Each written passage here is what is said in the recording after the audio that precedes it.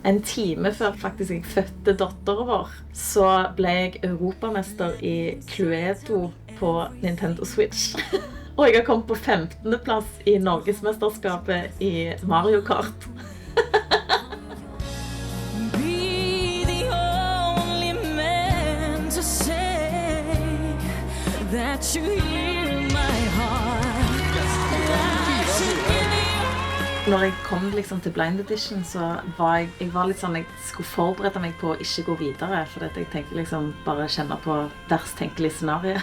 At alle mentorene da faktisk snudde seg på Blind Audition min var en enorm opplevelse, og jeg var litt usikker også på sangvalget mitt akkurat til den audition, for jeg var så redd for at det skal bli litt sånn for voldsomt. Men å stå der og synge den, og ikke minst å få liksom den tilbakemeldingen fra publikum, det var stort. Rett og slett. Jeg hadde jo heller ikke helt tenkt så godt gjennom på hvem jeg eventuelt skulle velge som mentor, og på grunn av at jeg på en måte var veldig sånn, jeg vil forberede meg på å ikke gå videre. Men jeg kjente jo da når jeg sto der at jeg var så enormt usikker, for at Josef tenkte jeg så sykt kult å få jobbe med han, for han har så gode vibber og er så positiv. Ina har jeg liksom alltid vært sånn, hun synger jo som en gudinne. Og Bernhoft har jeg sett opp til i mange, mange år. Jeg digger musikken hans. Og så kjente jeg jo til slutt at når jeg selv har sittet og sett på The Voice, så har jeg alltid tenkt, tenk på de som får jobbe med Espen Lind. Det er jo ganske sykt. Så det var da jeg til slutt bare sto der og tenkte, nei herremann, jeg må jo ta Espen Lind. Det har jeg ikke angret på, for han var en fantastisk mentor for meg. Jeg har lært masse av han, og han var så enormt støttende til at jeg følte meg vel på scenen. Jeg har veldig mange gode minner fra The Voice. Blind Audition-dagen var en enorm dag. Der hadde jeg jo med meg bestevenninna mi og lillebror min bak scenen. Dagen der, som var veldig lang, har jeg mye gode minner fra. Så har jeg også veldig godt minne fra duellen, der jeg fikk synge med Sandra, som jeg nå har blitt veldig, veldig god venninne med. Det er et minne jeg har med for livet.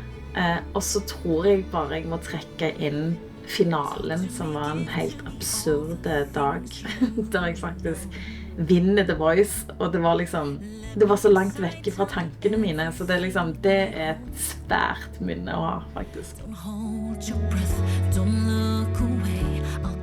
Teksten handler litt om tiden, gjerne i The Voice, men også etter. Veldig mange har meninger om hva jeg bør gjøre og hva jeg skal gjøre, men jeg selv har meninger og vet på en måte hva jeg vil og ikke vil. Men ofte så står du i en liten sånn posisjon der du har veldig lyst til å gjøre det folk ber deg, og tenker at hvis de sier det er bra, så bør jeg jo gjøre det. Så av og til så føler du deg gjerne litt paralysert. Det trenger ikke bare å være i denne bransjen, altså det er jo i hele livet. Ofte så får du innspill av folk som sier hva du bør gjøre og hva du ikke bør gjøre, og så begynner du å gjerne tenke litt ekstra på ting du egentlig visste hva du hadde lyst til, men så, ja.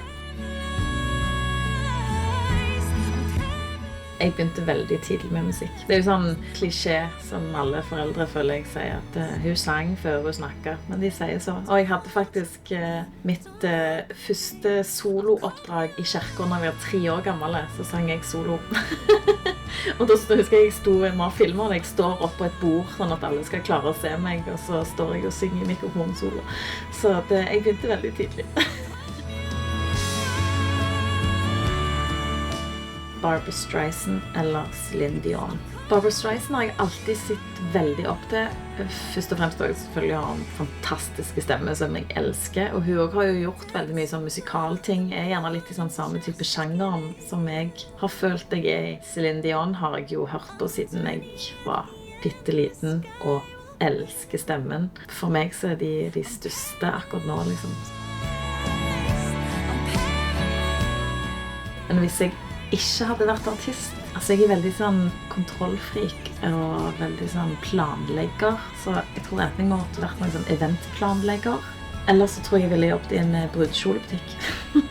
Altså, jeg elsker jo Disney og musikaler, så det gjerne der kjolegreiene kom. Men jeg tror jeg bare alltid hatt en sånn fascinasjon for brudekjoler. Jeg har sett så sykt mange sånne programmer med, med sånn, de som skal velge brudekjole. Det ser så sykt kjekt ut å få ha noe å si i det, og se på alle de forskjellige brudekjolene. Jeg er ikke en kjoleperson selv, faktisk. Jeg går faktisk veldig sjelden til kjoler selv, men jeg synes det er veldig fint for andre, så...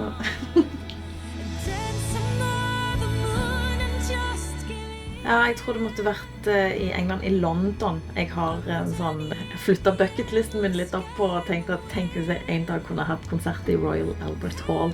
Det er en drøm. Ja.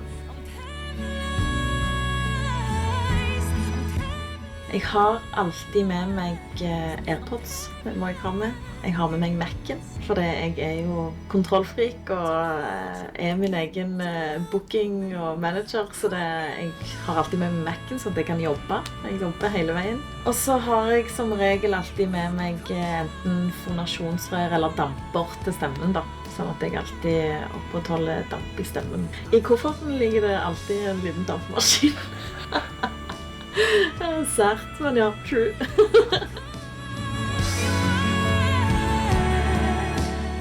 En time før faktisk jeg fødte datteren vår, så ble jeg europamester i Cluedo på Nintendo Switch. Og jeg har kommet på 15. plass i Norgesmesterskapet i Mario Kart. Altså, alt som kommer til Nintendo elsker jeg. Så når vi skal slappe av og ha kosekvelder hjemme, så ender det ofte opp i krangling, for da er det full konkurranse i Mario Kart og alt mulig som jeg kan spille. Men jeg er ganske rå på Mario Kart og Cluedo, altså. Jeg synes utelukkende det er superkoselig at folk har lyst faktisk å ta et bilde med meg. Så når jeg blir stoppet på gata, så er jeg bare kjempeglad for at de har fulgt med og heier på meg.